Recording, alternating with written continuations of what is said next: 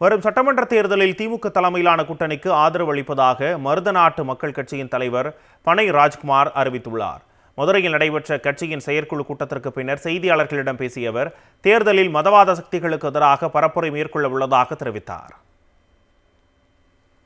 இந்தியாவில் மதசார்பை நிலைநாட்ட இங்கே களத்தில் நிற்கக்கூடிய இந்தியா கூட்டணியில் மருதநாட்டு மக்கள் கட்சி, இந்தியா கூட்டணியில் இருக்கக்கூடிய கூட்டணி கட்சிகளுக்கும் வருகின்ற 2024 சட்டமன்ற தேர்தலில் எங்களுடைய முழு ஆதரவையும் தந்து கூட்டணி வேட்பாளர்களையும் இந்தியா கூட்டணியும் வெற்றி பெற செய்வதற்கான வேலையை மருதநாட்டு மக்கள் கட்சி நிச்சயம் செய்யும்.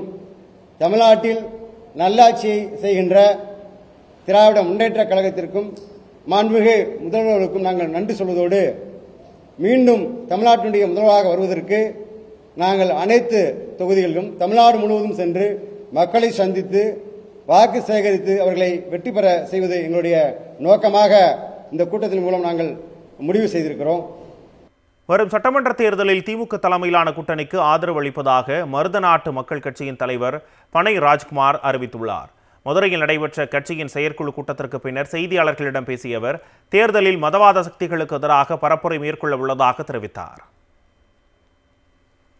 இந்தியாவில் மதசார்பை நிலைநாட்ட இங்கே களத்தில் நிற்கக்கூடிய இந்தியா கூட்டணியில் மருதநாட்டு மக்கள் கட்சி, இந்தியா கூட்டணியில் இருக்கக்கூடிய கூட்டணி கட்சிகளுக்கும் வருகின்ற 2024 சட்டமன்ற தேர்தலில் எங்களுடைய முழு ஆதரவையும் தந்து கூட்டணி வேட்பாளர்களையும் இந்தியா கூட்டணியும் வெற்றி பெற செய்வதற்கான வேலையை மருதநாட்டு மக்கள் கட்சி நிச்சயம் செய்யும்.